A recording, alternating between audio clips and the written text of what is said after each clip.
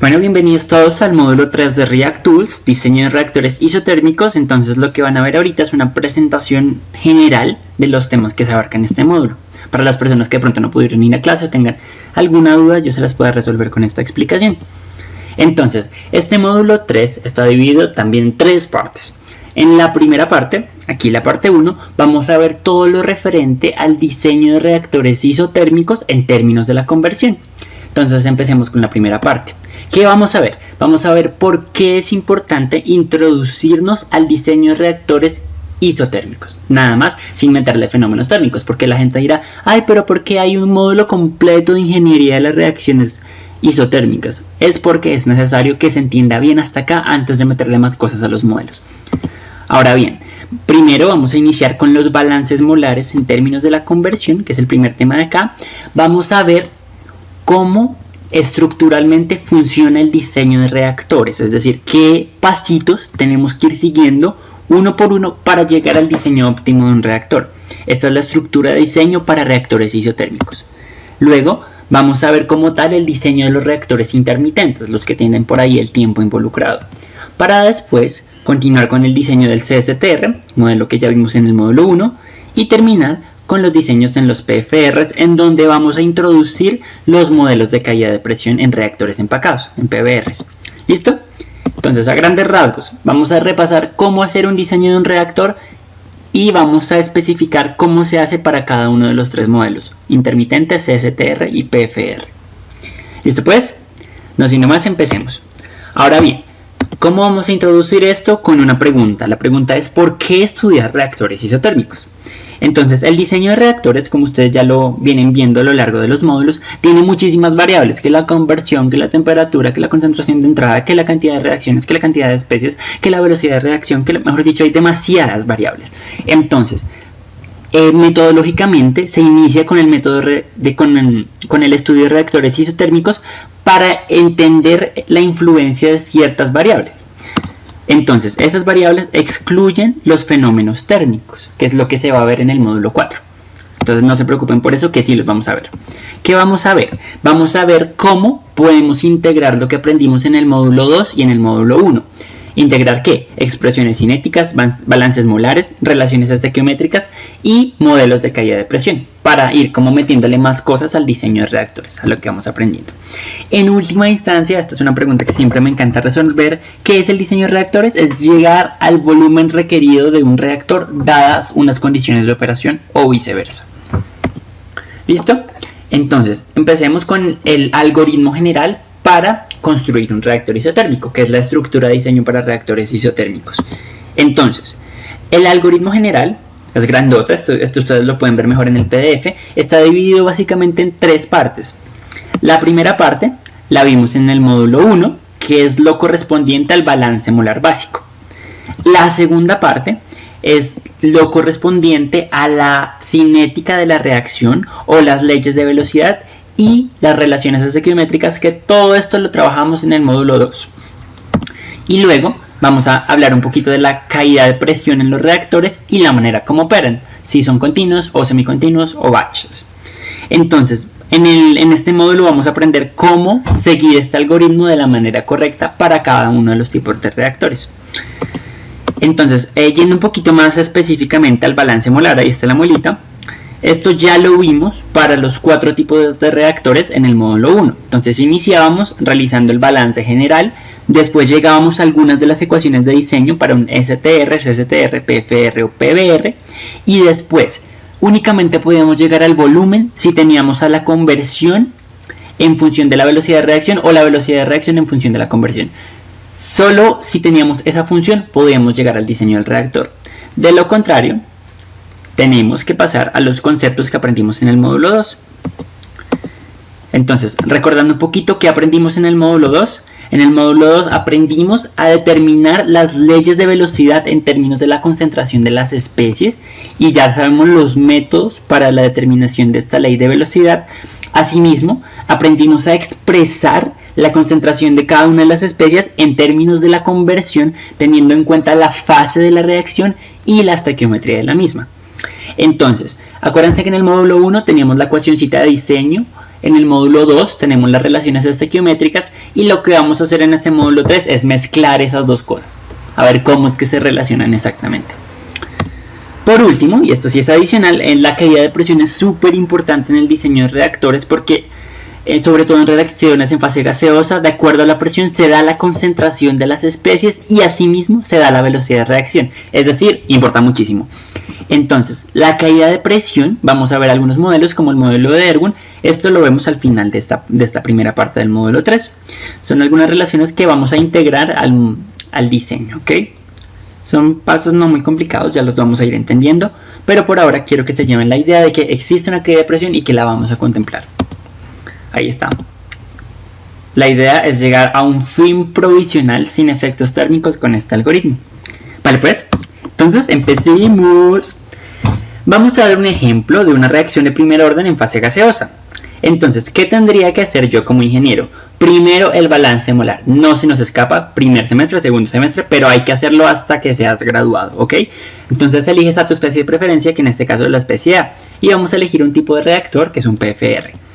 Después elegimos la ley de velocidad, o bueno, esta no la elegimos, esta depende de la reacción que estemos considerando. Para el ejemplo vamos a escoger una irreversible de primer orden. Luego vamos a mirar en qué fase se lleva a cabo esta reacción. Para el ejemplo es una reacción en fase gaseosa. Y finalmente combinamos los pasos 1, 2 y 3 para llegar a la ecuación que ya les voy a mostrar, que está un poquito más adelante. Este paso número 4 es muy importante porque esa ecuación va a ser la ecuación de diseño modificada de tu reactor. Con esta tú lo vas a diseñar, teniendo en cuenta las consideraciones que ya mencionamos. Y finalmente, evaluamos esa ecuación. ¿Cómo la evaluamos? Puede ser analíticamente para los casos de los STRs o numéricamente cuando tenemos que resolver un conjunto de ecuaciones diferenciales. ¿Listo? De esa manera se llegaría como al diseño de tu reactor finalmente. Volvamos al ejemplo. Entonces, acá la ruta de diseño, porque a mí me encanta manejar como rutas de aprendizaje, rutas de diseño, la marca los recuadros naranja. Entonces empezamos en el PFR, después bajamos a las leyes de velocidad y llegamos después a la estequiometría, cuando definimos la fase gaseosa. Después definimos un modelo de caída de presión o un modelo termodinámico, que en este caso escogimos gas ideal, y combinamos esas cuatro cositas para llegar a la ecuación de diseño que te dice cómo se relaciona el volumen con la conversión, en este caso. El volumen en función de la conversión deseada. Eso es a lo que queremos llegar. En muchos otros casos se manejan el volumen no en términos de la conversión, sino en términos de los flujos molares. Esto lo vamos a ver en la parte 2 del módulo 3. Entonces no se afanen. Por ahora solamente vamos a llegar al volumen en términos de la conversión. Punto. Bien, vamos a empezar con nuestro primer reactor, que es el reactor intermitente. Acordémonos que el reactor intermitente no le entra ningún tipo de flujo de materia, ni tampoco le sale nada. Simplemente se carga en un tiempo cero con una cantidad de reactivos y la reacción ocurre durante un tiempo de reacción. Y después se retiran los productos. Ahora bien, este es el esquemita que yo hice en Visio de nuestro hermoso reactor intermitente con agitación. Entonces acordémonos, no hay entrada ni salida de material y está bien mezclado, es decir que no hay dispersiones en la concentración en todo el punto del reactor va a ser idéntica.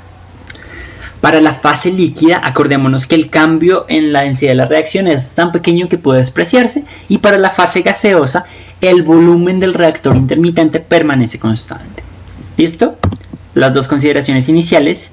Ahora, acordémonos del módulo 1. Después de hacer nuestra hermosa poesía de lo que entra menos lo que sale más lo que se genera es igual a lo que se acumula, llegamos a esta ecuacióncita diferencial que nos relaciona el cambio de moles de la especie A con respecto al tiempo en función de las moles de la especie A que se están generando, que sería RA. Ahora, esa ecuacióncita del módulo 1 la vamos a tener muy presente y ya no vamos a expresarla en términos del número de moles totales, sino en términos de la concentración de la especie A. Para hacer esto, tenemos que recordar que la concentración es igual a las moles sobre el volumen, entonces reemplazamos directamente en la expresión.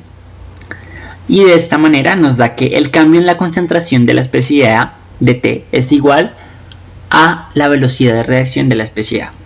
Esto lo pueden ver más detallado en el material del PDF, pero a grandes rasgos esa es la lógica de cómo se hizo esta operación.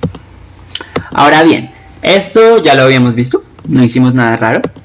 Entonces vamos a tomar un ejemplo con una reacción muy sencilla, una reacción irreversible de A que produce B. Entonces, acordémonos también que podemos expresar ese mismo balance molar no en términos de la concentración, sino en términos de la conversión. Esto también lo vimos en el módulo 2. De esta manera nos da que las moles iniciales de A por un dx de t es igual a la velocidad con la que se está generando A, o en este caso desapareciendo A, por el volumen del reactor. Este es el balance molar y tiene las molecitas. Ahora recordemos, mejor dicho, no recordemos, tengamos presente que la velocidad de reacción es una función de la concentración. Para este caso es una reacción de segundo orden. Hay que tenerla ahí. Y esta es la estequiometría para la fase gaseosa, que la concentración de A, cómo se va a relacionar con la conversión. Ahora vamos a combinar la estequiometría y la ley de velocidad, junto con el balance molar para resultar esta expresión. Nos dice que dx de t es igual a la constante cinética por la concentración inicial por 1 menos x al cuadrado. Ahí lo podemos ver clarito, es meter ese menos RA, cambiarlo por KCA al cuadrado, y ese CA al cuadrado reemplazarlo por CA0 por 1 menos x. Y ahí nos quedaría la expresión en donde están los engranajes rodando. ¿Esto qué nos da? Nos da cómo cambia la concentración, la conversión en función del tiempo, dada una condición inicial de concentración CA0. Es una ecuación diferencial. Entonces, como es una ecuación diferencial, lo que vamos a hacer es integrarla. Entonces vamos a integrar la ecuación diferencial. En este punto quiero hacer un math contest. Entonces todos los que quieran y sean voluntarios pueden hacerlo ahí. La idea es despejar la concentración en función, la conversión en función del tiempo. Entonces aquí en la clase normalmente lo haríamos y habría un ganador, se gana la mitad del parcial o algo así. Por ahora la resolvemos, es una ecuación diferencial separable, la separamos e integramos de esta manera. Entonces, hacemos una sustitución, puede ser u igual a 1 menos x, de u es igual a menos de x, y hacemos la integración con esa sustitución, para que nos dé el tiempo en función de la conversión. En este caso, y les voy a interpretar esta ecuación final, es que el ingeniero le dice, bueno, yo necesito un reactor que me produzca el 90 y... mejor dicho, que transforme el 95% del reactivo, es decir, que tenga un 95% de conversión. Entonces, esta ecuación le va a permitir calcular el tiempo en su reactor batch para que usted logre alcanzar ese 95% en la conversión en su reactor. Exactamente, es el tiempo de reacción necesario para alcanzar esa conversión X en una reacción de segundo orden, que fue la cinética que escogimos en el modelo de reactor intermitente. Entonces, no es tan difícil. En resumen, lo mismo de siempre: balance molar, ley de velocidad, estequiometría, reemplazamos una en función de la otra e integramos, porque en este punto sí fue posible integrar de una manera analítica. En ocasiones nos toca hacer la numérica, simplemente usamos el método en Excel, el que les comentaba en el módulo 2.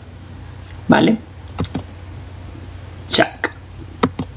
Ahora bien, entonces, en el reactor intermitente nos interesa el tiempo del reactor, dado un volumen inicial de la mezcla reactiva. Ahora vamos a analizar un poquito el diseño en el modelo de reactor CSTR. Pero antes me gustaría, y esto es súper importante, es mostrarles qué tanto influye el hecho de que el ingeniero te diga un 99% o un 90% en la conversión. ¿Cómo así que tanto influye? En el caso de que el ingeniero te diga, necesito alcanzar una conversión del 90% en ese reactor de un volumen B, lo que sea, te vas a gastar 6.4 horas en que eso suceda en el reactor que estábamos analizando en el ejemplo. Si ese mismo ingeniero te dice, ahora quiero alcanzar la conversión no del 90 sino del 99, te vas a gastar 12.8 horas en alcanzar esa conversión. Es decir, un incremento del 9% en la conversión significa un incremento de más del doble en el tiempo de reacción en ese reactor intermitente. Entonces surge la pregunta, ¿influye o no influye realmente esa decisión? Y si en vez de 99 es 99.9%, ¿cuánto nos va a subir ese tiempo de reacción? Entonces ahí es donde empiezan a jugar otro tipo de decisiones importantes en el diseño de reactores. Pero bueno, esto era como una nota para tener en cuenta, para guardar. ¿Listo? Ahora sí, procedamos con una notica muy importante en el diseño. Entonces, ustedes saben que lo más importante en un reactor batch es el tiempo. Entonces, el tiempo total de reacción va a estar dado por muchos otros de los tiempos. En este caso, el tiempo total es TT. TF es otro tiempo, T es otro tiempo, TC es otro tiempo y TR es el tiempo de reacción. Vamos a ver qué significan cada uno. Entonces, el tiempo de reacción ya lo vimos y es TR y está dado por nuestra ecuacióncita de diseño combinada con la estequiometría y con la ley de velocidad. El tiempo para llenar es TF, para llenar la mezcla de reactivos al reactor. El tiempo de calentamiento va a ser TE, que es el tiempo que se demora el reactor en alcanzar la temperatura de reacción. Y finalmente el tiempo global del ciclo, que es la suma de todos estos. ¿Vale pues? Entonces, más o menos a nivel industrial, ¿qué tiempo se manejan? Acá me faltó mencionar. TC es el tiempo en que se demoran en vaciar y limpiar el reactor para una nueva cochada o un nuevo lote de reacción. Entonces, en la industria, cargar el reactor y la agitación se demora entre 1.5 y 3 horas. ¿Por qué es importante esto? Yo sé que ustedes en el futuro, y estoy seguro, van a ver una materia de diseño de reactores. Y esto siempre se olvida. Se demoran tanto en calcular el tiempo de reacción que se les olvidan las cosas lógicas que también están implicadas en el diseño de un reactor, que es el vaciado, la limpieza y todo eso. Entonces, si ustedes tienen estas heurísticas, estos rangos de tiempo, ya tienen el criterio para saber cuánto se les demora un lote completo en su reactor batch. ¿Listo? Ahora bien, vamos a seguir con el tiempo de calentamiento, que está entre 0.2 y 2 horas. Y el tiempo de reacción, que es el que más cambia de acuerdo al sistema reactivo, finalmente se presume entre media hora y 1 hora para limpiar y vaciar el reactor. Entonces, siempre tenemos que pronosticar entre 3 y 6 horas los tiempos globales de reacción, excluyendo el tiempo de reacción. ¿Ok? Entonces, siempre en su diseño de proceso tengan esas 3 horitas, 4 horitas, 5 horitas, 6 horitas en cuenta. Ahora bien, vamos a entrar a lo que es el diseño de los reactores de mezcla perfecta con alimentación y salida continua de material, los CSTRs. Entonces, acordémonos de cómo funciona. Entonces tenemos el CSTR de un volumen dado V, está ocurriendo una reacción cuya velocidad de reacción es menos RA, está entrando una corriente cuya concentración inicial del reactivo es CA0 y está saliendo una corriente que ha sufrido una conversión X de la especie A. ¿Listo? Entonces, acordémonos de la ecuación de diseño, esto es del módulo 1, nos daba explícitamente cómo se escribe el volumen de reactor en función de la conversión. Ahora bien, acordémonos de cómo se escribe ese flujo molar en términos de la concentración, que es únicamente multiplicar el caudal por la concentración inicial de la especie. Vamos a integrarlo ahora con un concepto importante que también vimos en ese módulo, que es el término espacio-tiempo. Acordémonos que el espacio-tiempo es la relación entre el volumen del reactor y el caudal que está entrando a este. En este orden de ideas tenemos que tau, el espacio-tiempo, es igual al volumen sobre el caudal que está entrando al reactor, y el caudal lo podemos expresar como ya lo vimos a continuación. Entonces, de esta manera nos queda sencillo el análisis de los reactores, incluyendo estas variables, ¿vale?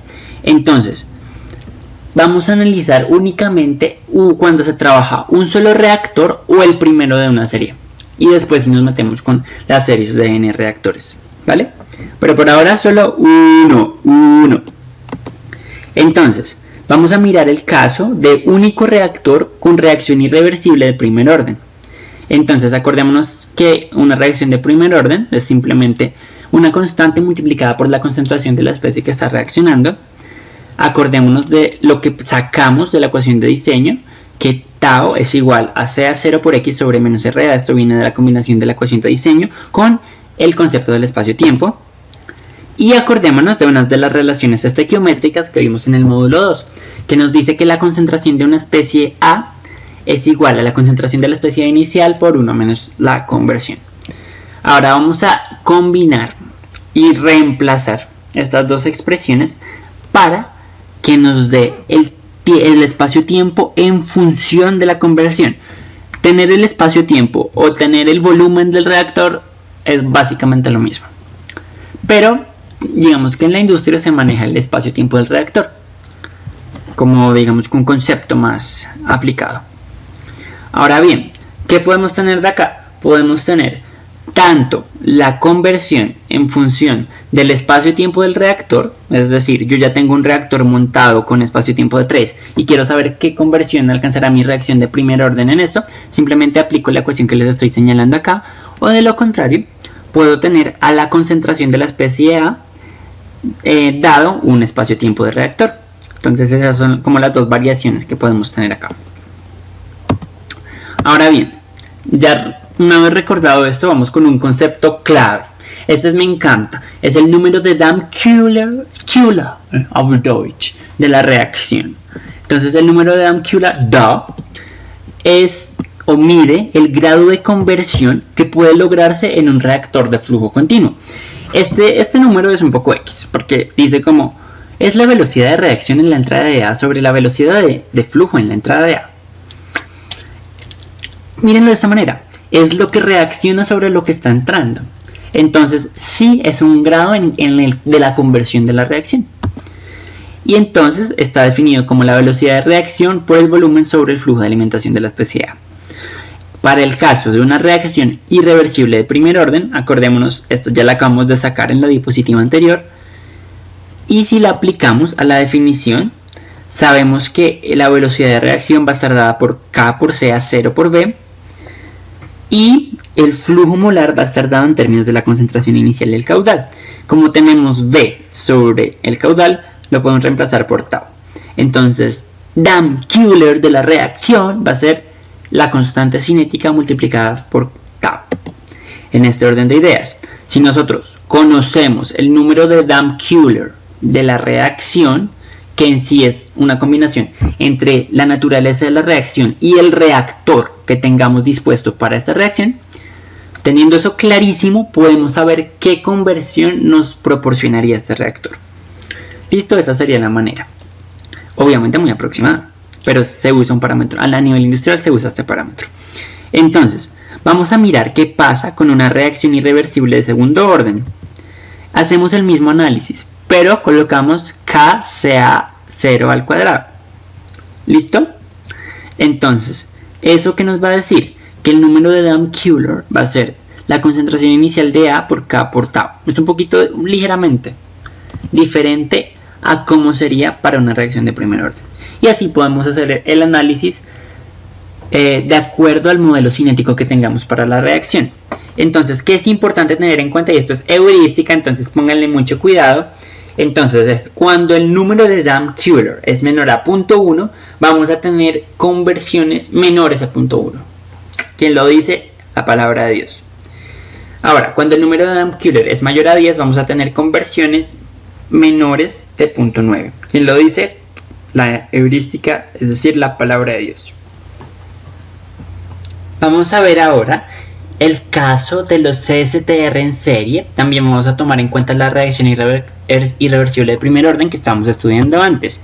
Entonces, acordémonos que una serie de reactores CSTR es simplemente donde la salida del primer reactor corresponde a la alimentación de un segundo reactor. Para este caso vamos a tener aquí dos reactores, con un V1 y un V2 de volumen. En el primer reactor vamos a tener una velocidad de reacción RA1 y en el segundo reactor una velocidad de reacción en RA2. Ok, entonces, para el primer reactor vamos a tener que la concentración en la salida de este reactor va a estar dada por la ecuacioncita que ya determinamos en la parte anterior, que nos dice que la concentración de la especie A en la salida, CA1, es igual a la concentración inicial sobre 1 más tau 1 por K1, que es tau 1, sería el volumen 1 sobre el caudal que se le está alimentando. ¿Qué vamos a hacer ahora? Vamos a hacer este mismo balance para el segundo reactor. Entonces, para el segundo reactor se puede escribir de la siguiente manera. La concentración a la salida va a ser igual a la concentración en la entrada sobre 1 más tau 2 por K2, que es análogo a lo que se escribió para el primer reactor. Sin embargo, la concentración CA1 puede darse en términos de la concentración CA0, para que todo al final quede en términos de una única concentración, que sería como lo más simple.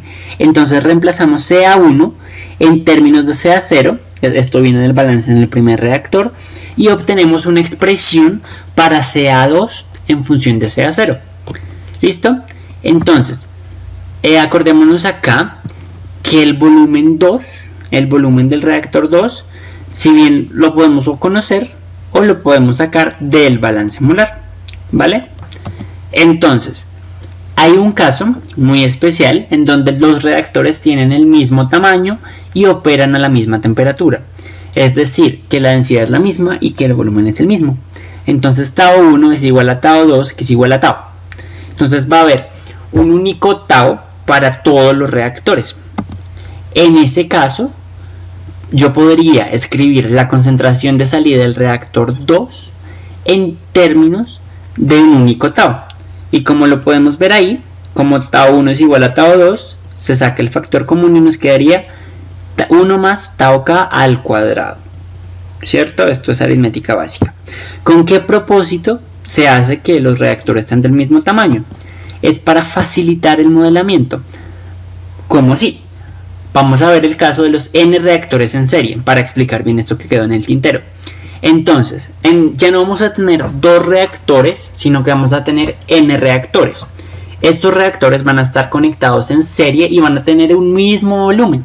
Es decir, que tau 1 es igual a tau 2, que es igual a tau i, que es igual a tau n, y todo esto se va a llamar tau, que va a estar dado como el volumen del reactor sobre el caudal que se les está alimentando. Si operan a la misma temperatura de reacción, todas las constantes cinéticas van a ser idénticas, ¿vale? Entonces, en este caso, yo podría calcular la concentración de salida del reactor N como CAN es igual a la concentración que se alimenta al primer reactor de la serie sobre 1 más tau por K a la N. Si la reacción es de primer orden, podemos reemplazar tau por K por nuestro número de Damkula, para obtener la expresión, la última parte de la expresión naranja.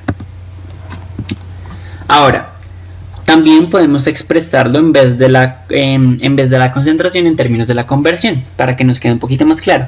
Simplemente reemplazamos CAN por CA0 por 1 menos X. Ese X va a ser la conversión lograda al final de los n reactores. Y se despeja la conversión. Nos daría acá la última expresión que ven ahí, es simplemente el despeje de la X. Nos dice que la conversión es igual a bla bla bla bla bla en función del número de Damkula. Es decir, que si yo tengo una serie de n reactores, yo tengo la manera de calcular cuál va a ser la conversión final lograda si yo tengo el número de Damkula del sistema reactivo o de uno de los reactores y si todos los reactores son igual idénticos. ¿Vale? Es interesante, es como una generalización de lo que se hace. Ahora bien, si podemos calcular la conversión a la salida del enésimo reactor, también es posible calcular la velocidad a la salida del enésimo reactor. ¿Cómo se hace esto? Sencillamente diciendo que la velocidad es igual a la constante cinética por la concentración en ese enésimo reactor. Y la concentración en ese enésimo reactor ya la tenemos especificada por el recuadro naranja. ¿Listo? Esa sería la manera de encontrar qué tan rápido se está dando la reacción en el enésimo o en cualquiera de los reactores de la serie. Ahora bien, vamos a ver un poquito mejor la influencia del número de Damkula en la conversión. Entonces lo que vamos a tener acá es una gráfica. En el eje Y vamos a tener la conversión y en el eje X vamos a tener la cantidad de CSTR, es decir, el número n. Vamos a tener también muchas líneas que nos van a representar distintos números de Damkula. Entonces, quiero que hagamos un ejercicio, que nos paremos en un determinado número de reactores n, digamos, no sé, 8 más o menos, y tracemos una vertical. Ahora les hago la pregunta, ¿para qué número de Damkula se tiene la más alta conversión dado un número específico de reactores? Entonces es evidente que a mayor sea el número de Damkula, se va a tener una mayor conversión dado un número de reactores. Sin embargo, cuando el número de Damkula comienza a crecer más, se va a llegar como una asíntota de conversión. ¿Listo? Entonces ahí ya viene como el análisis de qué tan alto yo necesito mi número de Adams-Curie para la serie de reactores que estoy estudiando. Ahora bien, ya vimos cómo funcionan los CSTRs en serie, ahora vamos a ver cómo funcionan los CSTRs en paralelo. Entonces lo primero que hay que tener en cuenta es que la alimentación en paralelo se distribuye equitativamente en cada uno de los reactores. Que todos los reactores tienen el mismo tamaño, el mismo caudal, como ya lo vimos, porque se distribuye equitativamente la alimentación y operan a la misma temperatura. Este es el esquemita de cómo sería. Entonces, entra una corriente CA0 con una conversión X0, que normalmente es 0, y se distribuye equitativamente entre reactores, es decir, cada reactor tiene un tercio del caudal inicial. En el primer reactor, todo ocurre a una velocidad menos RA1 y todo sale a CA1 con una conversión X1. Lo mismo en el reactor 2, lo mismo en el reactor N. ¿Ok? Ahora vamos a analizar un poquito mejor esto. Si todos los reactores tienen el mismo volumen y tienen una misma cantidad de reactivos a una misma concentración, es muy probable que en todos se obtenga una misma conversión. Vamos a verlo desde el punto de vista matemático. Entonces, el volumen del iésimo reactor va a estar dado por la ecuación de diseño en función de la conversión como el flujo molar que ingresa a ese reactor sobre la velocidad que estamos esperando en ese reactor por la conversión, ¿cierto? Acordémonos que todas las conversiones van a ser iguales. ¿Por qué? Porque los volúmenes son idénticos y porque las concentraciones son idénticas, implicando que todas las reacciones se llevan a la misma velocidad. Exactamente, esto es lo que les estaba diciendo. Entonces, yo tengo que el flujo que yo le alimento al reactor iésimo va a ser igual al flujo total que se alimenta al paralelo de reactores sobre el número de reactores. ¿Por qué? Porque se distribuye equitativamente este flujo. Ahora bien, que tenemos también que yo puedo hacer el análisis de ese reactor de la siguiente manera. Entonces yo, en vez de BI, lo expreso como V sobre N, y en vez de FA0I lo expreso como FA0 sobre N. ¿Por qué? Porque ya lo vimos, es distribución equitativa del volumen y el flujo. En ese orden de ideas se cancelan las N's y tenemos que el volumen de la mezcla, mejor dicho, el volumen del arreglo de reactores va a ser igual al flujo que se le alimenta a todo el arreglo por la conversión sobre la velocidad de reacción. Entonces, esto es súper importante. Tener 80.000 reactores en paralelo CSTR es idéntico a tener un único reactor del volumen total del arreglo de reactores en paralelo. Eso es lo que dice la frasecita naranja, es la palabra de Dios. Dice, la conversión lograda en cualquiera de los reactores en paralelo es idéntica a la que se lograría si la corriente FA0 se alimentara a un gran reactor de volumen B. Lo que les comentaba, tenga un reactor grande o tenga 10 chiquitos con un décimo del volumen, va a resultar lo mismo en un reactor CSTR.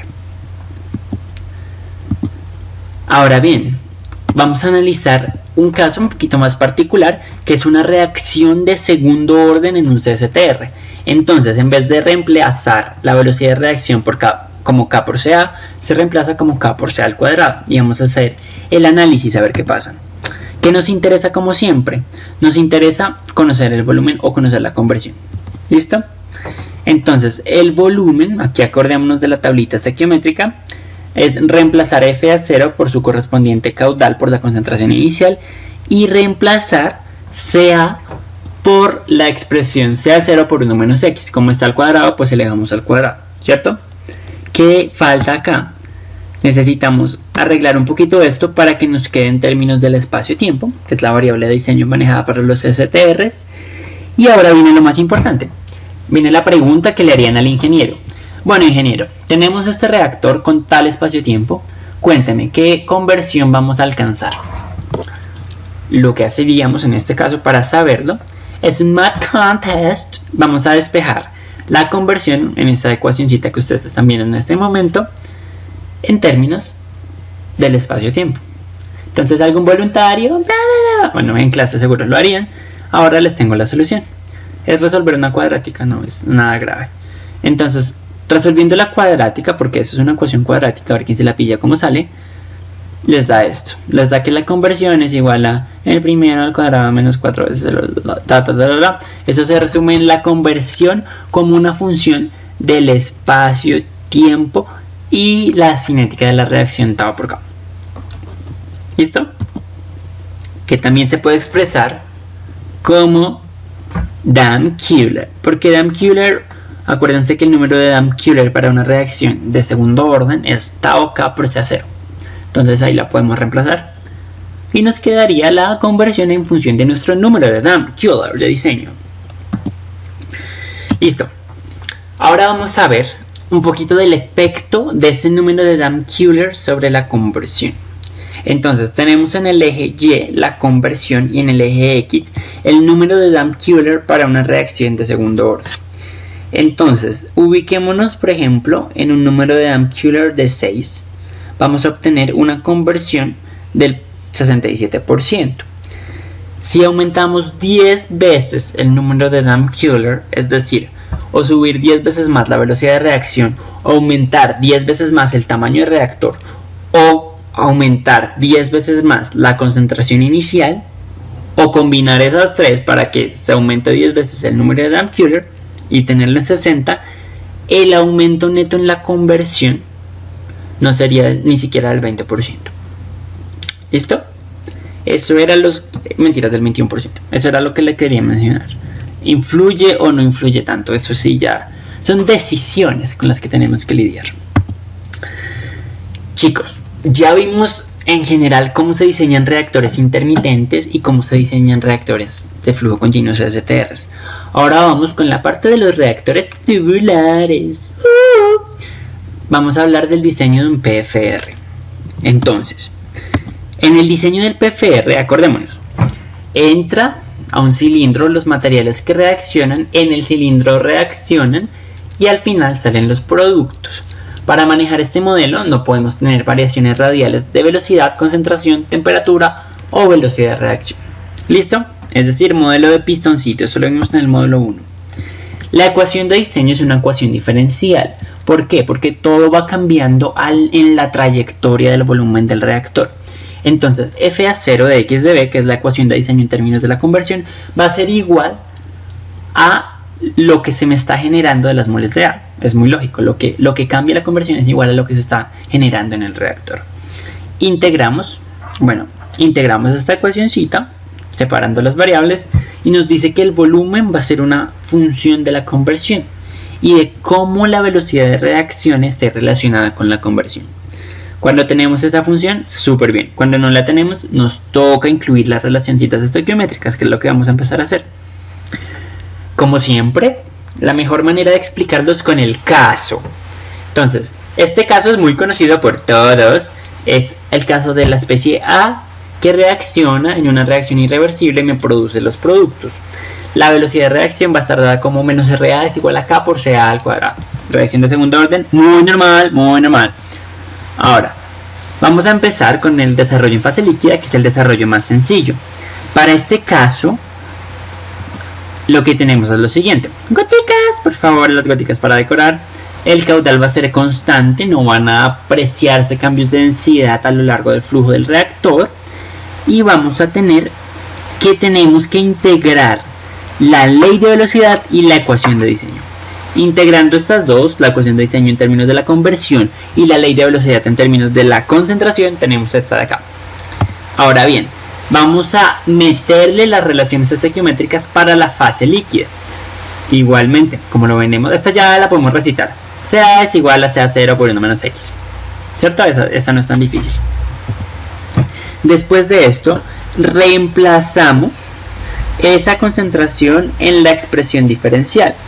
Una vez la hayamos reemplazado, lo que hacemos es separar las variables, que me queda el de B por un lado y el de X por el otro. Hacemos la integración con la sustitución U igual a 1 menos X. Integramos y nos dice que el volumen es igual al caudal sobre la constante cinética por la concentración inicial por X sobre 1 menos X. Ahora, de aquí, ¿qué podemos hacer? Podemos, conociendo el volumen, despejar la concentración. Pero como ustedes saben que V sobre V0 o el volumen sobre el caudal es igual al tiempo-espacio, normalmente lo que se hace es decir, listo, dejémoslo en términos del espacio-tiempo y lo dejas en términos del espacio-tiempo. También, como ya es una reacción de segundo orden, da la casualidad de que ahí nos sale el número de Dampf-Kühler para una reacción de segundo orden, ahí le puse el 2 para que se distinga. En última instancia, ¿qué tenemos? La conversión en función del número de Dampf-Kühler o del espacio-tiempo. Eso lo que implica es que existe un DO para reacciones de segundo orden y que dada un volumen de reactor con un caudal especificado es posible conocer cuánta conversión alcanzaríamos. Ahora, esta era la fácil, que era la fase líquida. Ahora vamos con la no tan fácil, que es la fase gaseosa. ¿Por qué es no tan fácil? Porque hay cambio en el número de moles, eso implica cambios en la presión, eso implica cambios en la concentración, eso implica cambios en la temperatura, eso implica todo cambia, mejor dicho. Entonces vamos a ver cómo desde el principio podemos empezar a modelar esos cambios. Entonces, un primer escenario, que es el escenario más ideal del planeta, se va a mantener la temperatura y la presión constante, T igual a T0 y P igual a P0. Ahora bien, la concentración va a estar dada como FA sobre V, y ese V de ahí, es el caudal, va a estar en función de cuántas moles se han generado. Esto ya lo vimos en el módulo 2, no se asusten, si no se acuerdan, no se preocupe, revise el módulo 2 y verá cómo se escribe la concentración para fase gaseosa en términos de la concentración inicial. ¿Listo? Entonces, concentración CA va a ser en última instancia desarrollando el cambio del número de moles como CA0 por 1 menos X, eso es lo normal, esto es lo adicional, sobre 1 más epsilon X. Epsilon X es un término relacionado al cambio de moles, acuérdense. Ahora bien, el volumen se va a calcular de una manera idéntica a como lo hacíamos en la fase líquida, con la misma ecuación, pero lo que se reemplaza no es CA0 por 1 menos X, sino CA0 por 1 menos X sobre 1 más epsilon X. Esto es lo que usted le va a meter a la integral. Entonces le mete eso a la integral y lo integra. ¿Cómo se hace esa integral? Esa tampoco es tan difícil, pero esa tiene sus mañitas. Entonces vamos a hacer un math contest. A ver quién me puede hacer esta integral. Un math contest muy rápidamente, por favor. Solamente es acordarse de algunas de las tácticas sucias de cálculo integral y les sale facilito. Bueno, por el momento les voy a dar la respuesta a la ecuación diferencial. Bueno, aquí les ayudo un poquito. Aquí simplemente saquen de la integral todo lo que es constante e integren 1 más epsilon X al cuadrado sobre 1 menos X. Les doy una pista, es una sustitución, no es tan difícil. Math contest. Are you ready? Fight. Ok. Después del math contest, les tiene que dar una cosa de este estilo. El volumen en función del caudal, de la concentración inicial y del cambio en el número de moles de la reacción. Ese cambio en el número de moles es un parámetro fijo según la reacción que tengamos y se calcula con la estequiometría de la reacción. Es decir, ese epsilon no tiene por qué asustarlos en lo más absoluto si conocen bien la reacción. Ahora, vamos a ver cómo afecta ese epsilon de la muerte a nuestra conversión inicial. Esto es un ejercicio un poco, digamos que ilustrativo, más bien teórico. Tenemos en el eje Y a la conversión y en el eje X al volumen del reactor. Hay muchas curvas, cada una de las curvas representa una reacción distinta. La primera curva representa que A produce media mol de B. La segunda que una de A produce una de B, la tercera que una de A produce 2 de B y la cuarta que una de A produce 3 de B. Ahí están correspondientemente calculados cuánto es el valor de epsilon para cada uno de los casos. Quiero que hagamos el ejercicio y nos paremos sobre un volumen determinado de reactor, por ejemplo 7 metros cúbicos. Tracemos una vertical, ya la trazaron imaginariamente. Ahora analicen para cuál caso de epsilon la conversión lograda es mayor. Ok, esto parece muy Dora la Exploradora que les hago las preguntas, pero bueno, hay que hacerlo. En este caso, para un volumen de 7 metros cúbicos se va a lograr una conversión más alta cuando epsilon es de menos 0.5, es decir, cuando se están desapareciendo moles. ¿Por qué? Porque esto va a implicar una reducción en el número de moles, por ende una reducción en la presión al interior del reactor, por ende una... A ver, bueno, esto no se los quería decir, pero se los voy a decir. No, voy a esperar un poquito hasta el final del módulo para hablar del tema de la presión. Entonces por ahora quédense con esto. Para una reacción en fase gaseosa, cuando epsilon es menor, favorece la conversión. Quédense con esto. Ahora, lo mismo que les dije, se los tengo en relato bíblico. Disminución en el número de moles. Una vez ocurrida la reacción en fase gaseosa, las moléculas del gas pasarán más tiempo en el reactor porque disminuye el flujo volumétrico de... Eso era exactamente lo que le quería comentar hace unos minutos. ¿Vale? Entonces, ¿en qué me sirve que las moles se disminuyan? En que el que queda pasa más tiempo en el reactor. ¿Listo? Eso es básicamente, y si pasa más tiempo, pues reacciona más. Eso es como se puede ver el efecto. Ahora, para resumir un poquito este efecto, les tengo la super tabla.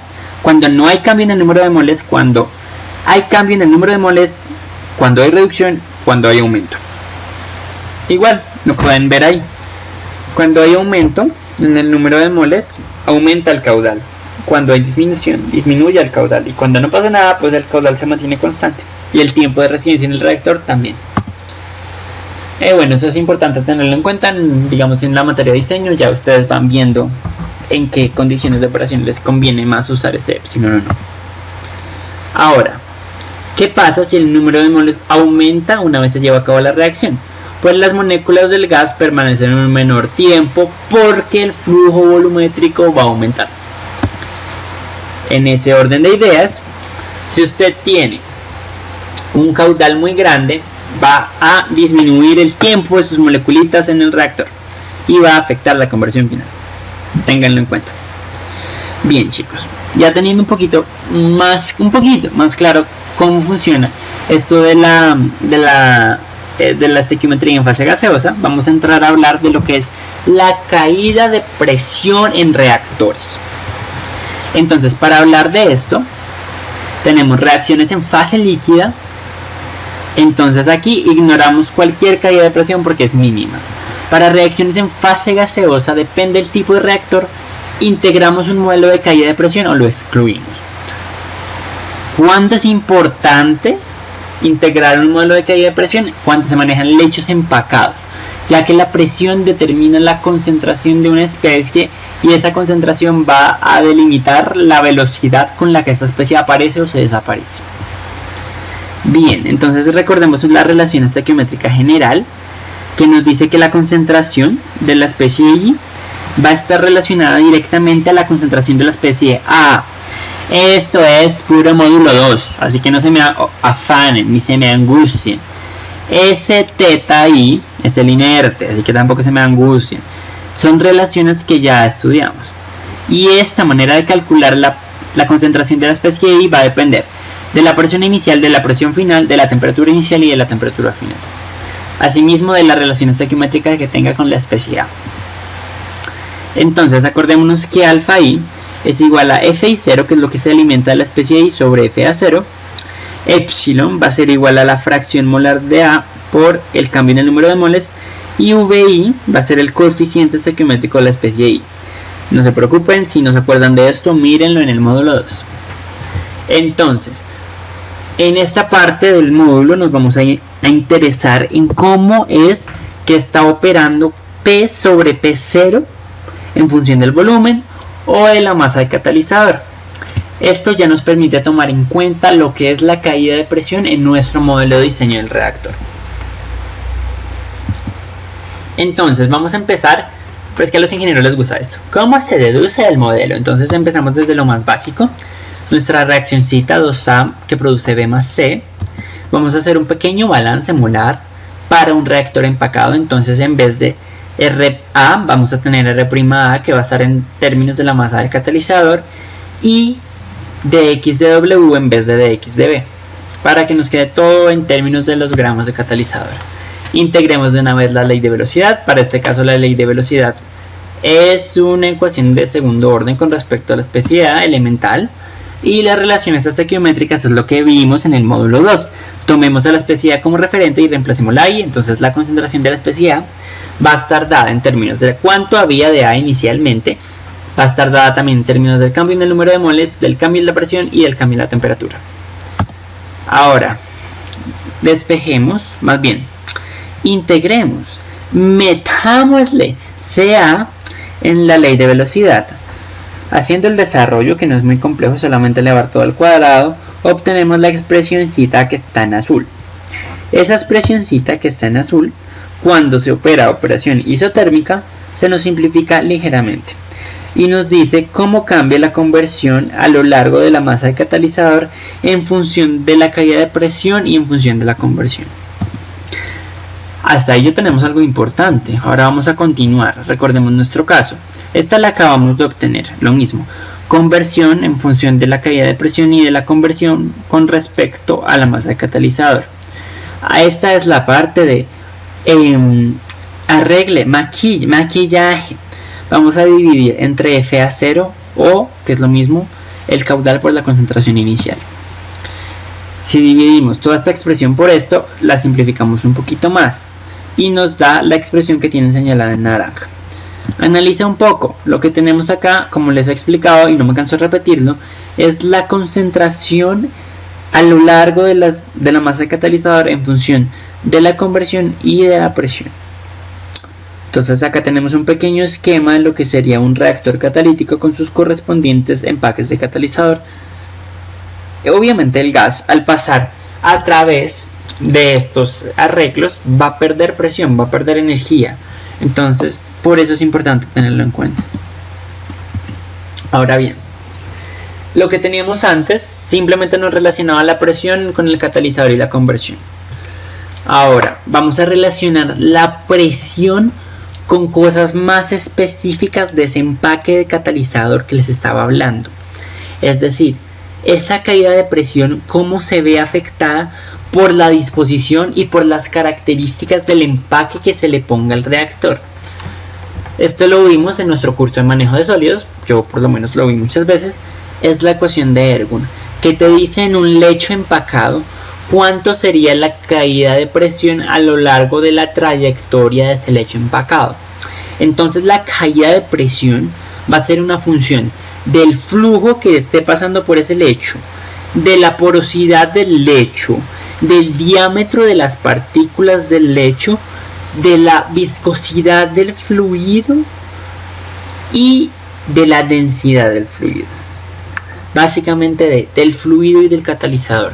Esas propiedades del catalizador las podemos obtener de nuestro querido proveedor del catalizador y las del fluido de nuestra querida base de datos termodinámica.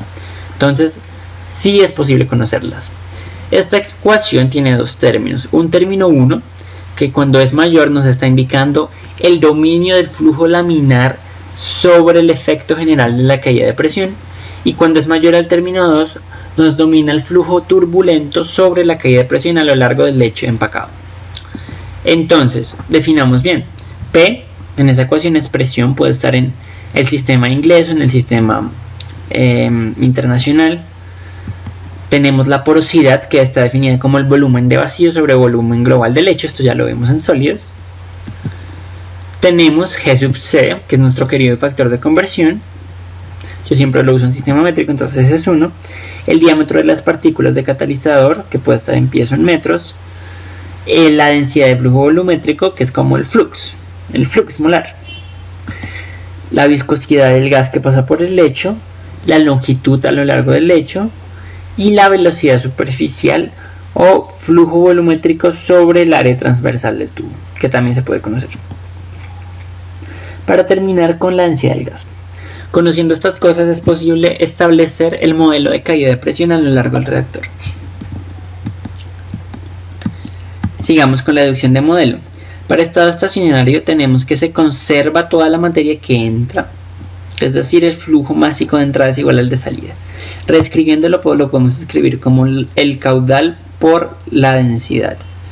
Ahora bien, este caudal, según las relaciones estequiométricas que estudiamos en el módulo 2, para una fase gaseosa va a estar dado como el caudal inicial más los efectos de caída de presión, cambio en la temperatura y cambio en el número de moles. Es lo que significa esa ecuación que les estoy señalando en este momento. Adicionalmente, lo que tenemos también es que la densidad puede estar dada. La densidad en general es el inverso del volumen específico. Entonces también puede ser expresado gracias a nuestras relaciones estequiométricas. Entonces, vamos a introducir estas relaciones estequiométricas en el modelo de Ergo. Magia, introdúcete, solo reemplaza la densidad y nos da la caída de presión a lo largo del lecho en función de la presión en el lecho, la temperatura en el lecho y el cambio en el número de moles en el lecho, aparte de las propiedades de P y S. Esta parte de acá que les señalo es un larguero, para que lo seguimos escribiendo. Entonces, como buenos ingenieros que somos, lo vamos a nombrar el parámetro 1. El parámetro 1 se va a llamar beta 0 y va a corresponder a características exclusivas del lecho y propiedades físicas del fluido, como lo es la densidad y la viscosidad. Ahora bien, podemos reescribir la caída de presión en términos de ese nuevo parámetro beta 0 para que se vea más bonita. Total, se ve mucho más linda, que es la expresión azul que les estoy señalando. Ahora bien, ¿cómo miramos la presión no a lo largo de la distancia, sino a lo largo del peso de catalizador? Para esto, lo que hacemos es tener en cuenta cómo se relaciona el peso del catalizador con la longitud de este. Para esto necesitamos usar lo que se conoce como la densidad del catalizador sólido y el volumen de sólidos que esté, también el área, y Z, que sería la densidad. Entonces, AC es el área de la sección transversal, PB es igual a PC por 1 menos la fracción de vacíos. Entonces tenemos que la densidad volumétrica del catalizador tiene que ver con la densidad de las partículas del catalizador sólido, pero no es directamente la misma. Ahora, si diferenciamos la expresión de arriba que nos relaciona la masa del catalizador con la distancia, una vez la entendamos bien y logremos diferenciarla, lo que vamos a tener es que dW es igual a 1 menos el espacio de vacíos por AC por PC por DZ. Ya, tenemos lo que nos interesa, que es dW, cómo se relaciona con DZ. Son proporcionales, solamente que hay una constante que es 1 menos la fracción de vacíos por AC por ρC. Vamos a integrar ese dW en función de DZ o viceversa a nuestro modelito de la ecuación. Entonces, ¿cómo lo hacemos? Sencillo, despejamos el dW y lo reemplazamos al otro lado. De esta manera nos da que la caída de presión a lo largo de la masa de catalizador va a ser igual a beta 0, que ya lo definimos anteriormente, sobre las constantes para pasar de dW a dz por cambio de presión, cambio de temperatura y cambio en el número de moles. Haciendo algunos arreglos, como por ejemplo multiplicando ambos lados por 2 sobre P0, para simplificar, podemos definir un segundo parámetro, que es alfa. Entonces, alfa sería 2 beta 0 por 1 menos la fracción de vacíos por AC PC sobre ρC. Ahora bien, ¿cómo nos queda la ecuación? Nos queda que menos alfa medios de P sobre P0 por T sobre T0 por Ft sobre Ft0. ¿Por qué alfa sobre 2? Porque a alguien se le dio la gana de hacerlo así. No es por nada específicamente. Ahora bien, este modelo de la caída de presión, que me parece tediosísimo, aún le falta. ¿Cómo les parece? Como a la gente le asusta ver P sobre P0, le puso un nombre, le puso Y. Entonces, donde ustedes vean P sobre P0, le van a poner una Y. Exactamente, así les va a quedar cuando reemplacen P sobre P0. Esto es lo que se conoce como la ecuación de caída de presión, que es de Y de W. Ahora bien, esto es muy aplicable porque se está trabajando en términos de los flujos molares, Ft sobre Tft0. Y cuando trabajamos en términos de los flujos molares, súper conviene cuando haya una caída de presión en reactores de membrana o cuando haya sistemas en donde se presenten múltiples reacciones. Ahora bien, cuando tenemos únicas reacciones en reactores empacados, lo más conveniente es expresar la ecuación de Ergun no en términos de los flujos molares, sino en términos de la conversión. Acordémonos de nuestras llamadas y apreciadas relaciones estequiométricas del módulo 2 y acordémonos de cómo se puede reemplazar SFT en términos de nuestro hermoso cambio en el número de moles. Entonces, según esas relaciones estequiométricas, Ft sobre Ft0 va a ser igual a 1 más epsilon x. Eso de donde sale de las relaciones estequiométricas del módulo 2. Reemplazamos Ft sobre Ft0 en nuestra expresión de diseño para caída de presión y tenemos que dYW es igual a menos alfa sobre 2y por t sobre t0 por 1 más epsilon x. Bueno, en este punto, ¿alguien quiere un math contest?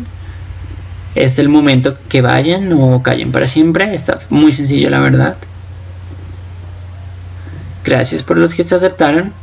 La idea es integrar esa ecuación para los que estén interesados en conocer de una forma explícita cómo cambia la presión en función de la masa catalizador.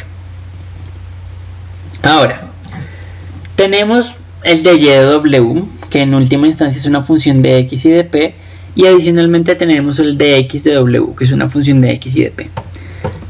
¿Qué hay que intentar acá? Tenemos dos ecuaciones diferenciales, ambas con variable independiente el peso del catalizador. Entonces, para resolver un problema de diseño de un reactor con caída de presión, lo que se tiene que hacer es acoplar el sistema de ecuaciones diferenciales. Usted va a resolver lo que es de x de w y lo que es de y de w al tiempo cuando se hace numéricamente. Ahora, cambiando un poco la solución analítica, vamos a tomar el caso al más sencillo que es cuando es igual a 0 y cuando la operación es isotérmica. Entonces simplificamos bastante nuestro modelo. Luego de simplificar bastante el modelo, separamos las variables y hacemos la integración para que nos quede de esta manera. Después de esto, lo que tenemos es a y como una función de 2 alfa w, es decir, una función del volumen del reactor. Ahora, ya vimos esto es bastante interesante. Hablemos un poquito de lo que es la caída de presión en las líneas de las tuberías. Esto es puro fluidos, entonces acordémonos del diámetro de fluido, de la velocidad promedio del gas, del factor de fricción de Fein y del flujo molar. Entonces, lo que necesito acá es un pequeño recorderis. Acuérdense cómo es el dPdL, que le relaciona la presión con respecto a la distancia de la tubería. Es menos G de U de L es menos 2FGP-D. Rho va a estar dada en términos de lo que ya conocemos, que es la densidad y el flujo volumétrico. Y aplicamos la relación estequiométrica. Ahora bien, cuando tenemos una temperatura constante y una velocidad constante, lo que podemos hacer es reacomodar un poquito esta ecuación para simplificarla. La manera de simplificarla es como se ve en naranja. Después de tenerla como está en naranja, lo que nos preguntamos es ¿qué hago con esa ecuación que está en naranja? Entonces, lo que hay que hacer es lo siguiente. Esa ecuación es casi con balance de energía. Integrémosla. ¿Cómo la integramos? Agrupamos de P de L y separamos el resto de las variables para integrarla. Nos queda que P0 al cuadrado menos P cuadrado sobre 2 es igual a G cuadrado P0 sobre Rho0.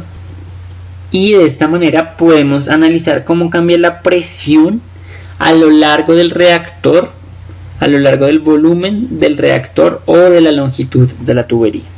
Esto es puro fluidos. También definimos un parámetro especial que es alfa P, que va a estar dada como 4F, F es el factor de fricción de Fanning, G cuadrado Rho AC de P, A, dP por el diámetro de la tubería.